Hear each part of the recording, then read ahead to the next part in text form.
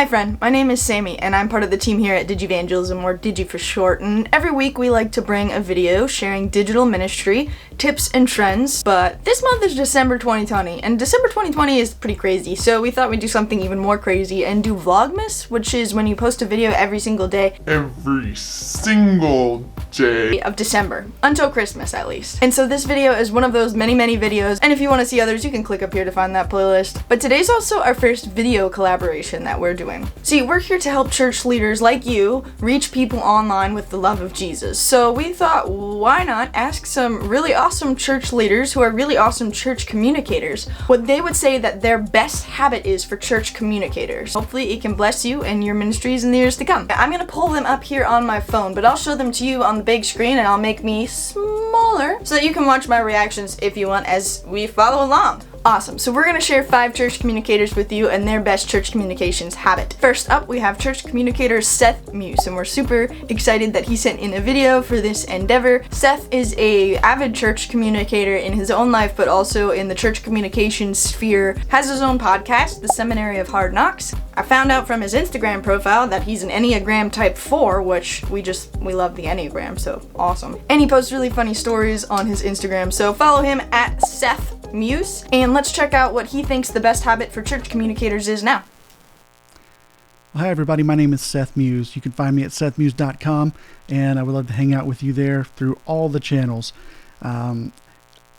My habit that I wanted to share with you, I thought about this a lot, and I thought, well, one of the habits that I think is really important for digital ministry is just showing up, right? Just be there. You don't want people to forget about you or not see you, so you want to show up as much as possible. So I always talk about, like, don't worry about it being perfect, just show up. But that's a good habit.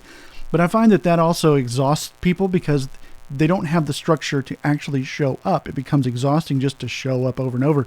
And the real habit that I think fuels that makes things easier for digital ministries and digital ministry at church is the idea of making a plan. So my habit for you is make a plan.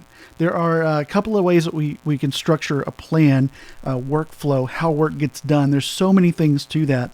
But one of the best practices, I think, for you as a communicator, as a church communicator or a leader who has to deal with church communications in the digital space, is making plans for how you do things. First thing I would say, there needs to be a calendar. Google Calendar is great. If you have a Gmail account, it's free. But if your church has Google, then there's so many scheduling options and integrations that work for scheduling meetings and appointments.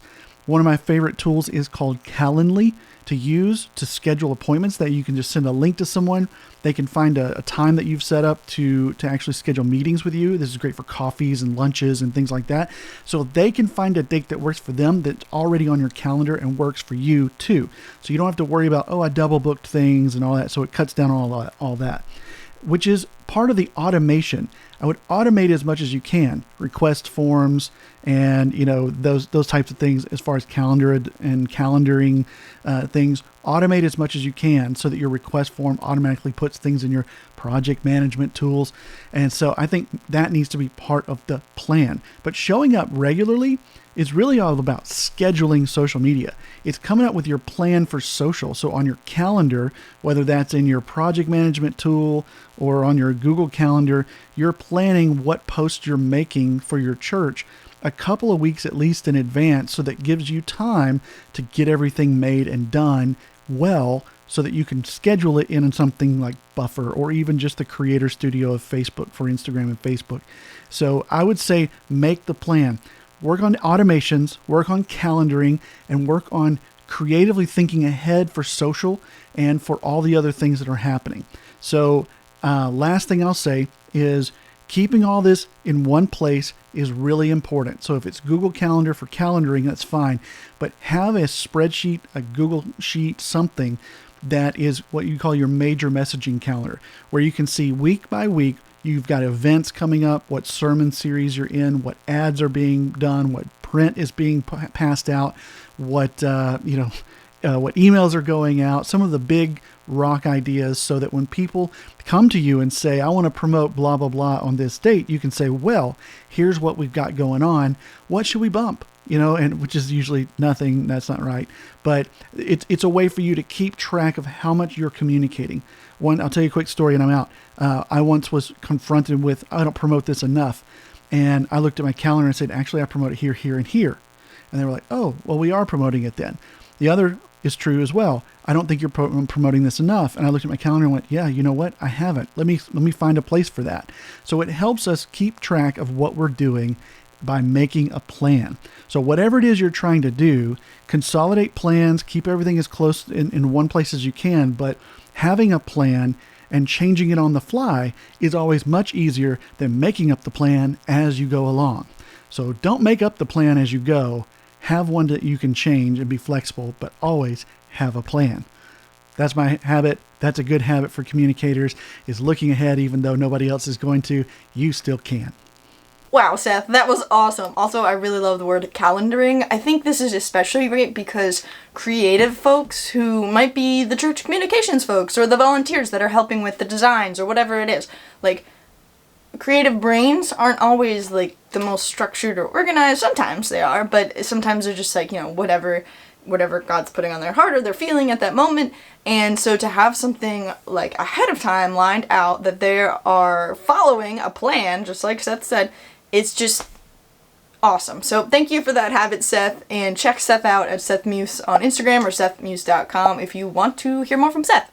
Next up, we have church communicator Brandi Jones, and you can find her on Instagram at IamBrandiJo. She is also a social media and marketing specialist, helping small membership churches with marketing, and her website is IamBrandiJo.com. Let's see what Brandi has to say. Hi, my name is Brandi Jones, and I help churches in Texas with their social media and marketing. And my best habit for church communicators is brand listening, also known as type in your church name in the search bar in your favorite platform to see what people are saying about your church.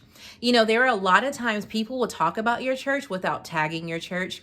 So this allows you to see what people are saying, and then you can engage in a one-on-one conversation with them, also known as relationship building. I spend about 10 minutes in the morning doing this, and then another 10 minutes in the evening doing this, and then I am done. If you would like more tips on social media for churches, follow me on social media at IamBrandiJo. I love that. And I also especially love how it's like 10 minutes in the morning, 10 minutes in the evening, even 20 minutes might be a little intimidating for some folks, but the fact that it's broken down to just like this little chunks of time that you were brand listening to those that are talking about your church or your ministry or whatever you're running, that is awesome, Brandi. I'm also really drawn to this because I've been making all these videos lately for YouTube, and as you learn more about YouTube and how to use YouTube well for your church, you learn about keywords. I mean, keywords are good for any platform. So you try to use the right words, the words people are searching or the words people are interested in hearing about, the words people connect to your church, in your posts, your videos, and that sort of thing. But this is a different concept, but a similar thing, right? You're actually listening. What are the people saying about my community, and how do I respond to that? So thank you so much, Brandi, for sharing. Next up, we have Katie Clark, who is Insights Gal on Instagram. Katie is a digital storyteller, marketer, market researcher, digital evangelist, communications, twin mom, and unstoppable. Her website is also Insights Gal, and you can find out more about her there or check out her blog and her social feeds on insightsgal.com. Let's see what she has to say. Hi, this is Katie Clark, and I'm the Director of Communications for the Episcopal Diocese of Maine, and I am passionate about digital evangelism. So let's talk about great habits for church communicators. The first is presence, not perfection. Be present to your church members in your communications. Communicate with them consistently and clearly. Focus on the consistency. That's key. It is so much more important for you to be present to your church members with consistent, clear messaging than it is to be trying to be perfect and then things get done sporadically or rarely or not at all. The second great habit is to remember the basics. It's always fun to look into new technology and new social media platforms. And I'm not saying don't do that. Definitely carve out time to see how those tools might work for your ministry. But what I'm saying is don't fall prey to shiny object syndrome, where you are focusing so much on the shiny new things that you're neglecting the basics, like having a website. People need up-to-date information about your services and your ministries, and a website presence is an absolute must in my book. You can absolutely be on social media platforms, but if you're neglecting the basics and your website hasn't been updated since 2017, focus there first, please. Especially during pandemic times, when the physical church doors are closed, you better make darn sure that the digital front door, your website, is open and inviting. What are your best practices for church communications? We'd love to hear them. Literally could not have said that better myself. Thank you so much, Katie. That is awesome. I love the comment about shiny object syndrome because literally there are new things happening all the time on social, and it's impossible to keep up with every single thing. And a lot of church leaders ask us, like, oh, should I be doing this? Should I be doing this? Should I be on TikTok? Should I be making reels? Blah, blah, blah, blah. It's like, it's worth looking at. Don't try to do everything all at once. Especially, just like it was said, if your website or the basics are not up to speed, figure out what you're doing first as far as maybe like Facebook, maybe Instagram, definitely your website. And then think about other platforms that might make the most sense for you if you can handle it. Thanks so much, Katie, for sharing. I really appreciate that. And just like she asked, if you have other best practices for church communicators, please drop them below. All right, we got 2 more best habits from 2 awesome church communicators left. Next up, we have Natchi Lazarus, who is an author, speaker, and consultant for nonprofits and churches, digital marketing specialist. You can check him out on Insta at Natchi Lazarus, and his book is connected there, The Connected Church. We love following along with Natchi's digital and social media news updates every week. You'll see them on his feed here in bright yellow. Can you see that? So I think just about every week, we'll say every week, Natchi gives, what's going on in the digital space, some news related to social media apps. I really appreciate this because this is just like exactly what I need just to kind of cliff note what's going on and see if there's anything I need to dig into in specific. So I definitely recommend Natchi, following him on social media, and also like some of his highlights here. Lots of, books, speaking, the highlights, like you scroll through them and there's so many. Okay, so I recommend checking him out. Let's see what he has to say about the best habit for church communicators. Hello, I'm Natchi Lazarus. Today I want to talk to you about setting aside a time block for weekly learning. This is one habit which I took time to implement, but the moment I implemented, I saw a huge jump in my productivity, in the way I approach my work, my calling to be an online church communicator, helping nonprofit churches, ministries, and faith-based organizations. As church communicators, we are, inundated with work, right? It's crazy how much we need to do. You need to look at the posting and measurement and creation and answering and getting back to people. There's always something else to do. So it's a busy, tight schedule. Now, if you do not block time for learning, there is a big chance that you might miss out the next big trend, or you might even miss out one small thing that could make a big difference to the end result of what you are trying to accomplish. So learning is crucial. We all know that. We all know learning is crucial, but most of us do it in one chunk. Like, we try to learn for some time and then get to work and forget about learning and then go back to learn after some time. Now, that is okay, but what is more important is consistent habit of weekly learning. If you set aside even 1 hour or half an hour or 40 minutes or whatever you can over the weekend, over some gap in your calendar, if you just block a time to learn. If you so in that time of learning, you could actually go through some of the top newsletter industry. You can look at some short YouTube videos that gives you news and trends. You can consume content like that, maybe listen to a podcast. So basically spend a little bit of time each week as a time block on your calendar to learn about your industry, your work, and what's going on. Because that will, I'll tell you, that made a huge difference to my work. And I'm very sure that will make a huge difference to your work, your ministry, and the organizations that you are trying to help as a church communicator. So that is the habit that I wanted to share. I hope it was helpful. God bless you. Have a great day. Bye-bye. Natchi, wow, that's so exciting. This is huge. I'm so glad we did this because I wouldn't have thought of that, but you really need to put aside time to learn these new things. Just like Katie was telling us not to jump into everything, but like keep an eye on it. If you don't block time to actually keep an eye on it, it probably won't happen. Creative brain, like we talked about with Seth, is just gonna be like, whoa! And that could go for Brandi's tip as well. Like if we just like do what we feel like or do the next pressing thing, like respond to that DM or make that post for that person, we might not do these things like learning or brand listening or making a calendar. Thank you, Natchi, for just encouraging us to put that time aside. And I love that it was each week because often I try to do things like daily, like this is my daily routine type of thing, but that doesn't necessarily need to be the case. It could be just make sure at some point during the week you're putting aside time to do this. So maybe it's just one day here, one day there, but do it. Don't let it go for months and then be like, oh, I haven't heard of this new platform that is called Instagram and now it is 20 years old. Okay, it's like 10 years old? 10 years old and I missed out on it and like just putting that time aside. Fantastic. Thank you so much. Last but certainly not least is Tammy Burdick, Church Communicator of Firm Foundations Marketing. I'm going to click on Firm Foundations Marketing and tell you to look at Firm Foundations Marketing on Instagram, which is a marketing agency helping your local church grow, reach, engage, and retain more people. Community insights, action plans, know your people, speak their language. Check out firmfoundationsmarketing.com. They are in Virginia, which is not too far from Pennsylvania. And on their website, it looks like you can find blog posts, a free guide, family ministry survey, and even a free 30-minute call.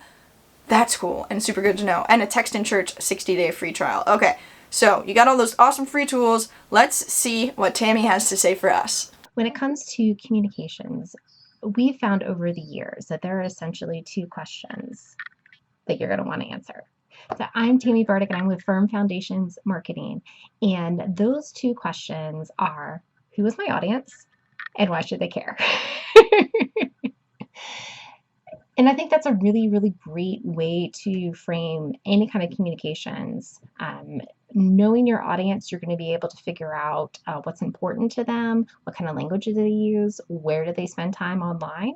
And by understanding why should they care, like it's a pretty blunt way of asking the question, but it really does help you to clarify what is it that we as a church can help people with, right? Like this is ministry. This is about serving others. So it's really not all that different from what it is that you want to do anyway. It's not just come for this worship service, but this is what you will get out of engaging with this service and by attending. It's not just come to this Bible study. This is what you will learn from studying the scriptures and from being in community with other people. So when you're able to answer those two questions, who is my audience and why should they care? That really will set you up for much more effective communications. Thanks, Tammy. That's really great. And it's so important to remember these basic questions because so often we're like too deep into it. Like we know everything there is to know about our church. We know all the people. Like we know how amazing it is. And we're just like, come to our church is so good. But like, why? Like people on the outside have a very different perspective. And a lot of them, or maybe some of them at least, aren't thinking about like going to your church or your Bible study. They're like, this isn't on my calendar. I have a lot of things going on. Like I'm in a pandemic. Like there's just a lot. Why would I care? And I loved like listening to Tammy talk and just thinking about her being in Firm Foundations Marketing and like it always makes me smile a little when churches are like marketing, or not churches, when people are like marketing. Like we're Christians, we're not selling Jesus. No, you're not. But again, you can learn so much from people that study branding. You can learn so much from marketers. Because you as a church are trying to communicate a message, and what is marketing other than communicating a message? So thank you, Tammy, so much for that awesome habit that we can all remember whenever we're communicating with folks online. And again, thank you so much for all of the church communicators that submitted some kind of video to share with us their best church communications habit. We hope that this just helps you. It certainly helped us. It was better than anything we imagined possible. And if you're looking for future church communications, digital ministry tips, trends, follow all of those awesome people, please. And consider subscribing to our YouTube channel where we post a weekly video Tuesday 9 a.m. at Eastern Time. And that is with the hopes that you don't miss out on the biggest opportunity to share the love of Jesus yet. Today, we did not bring any knowledge, but all all of these awesome people that we just showed you absolutely did. So they brought the knowledge. Now it's your turn to put it into action. Peace.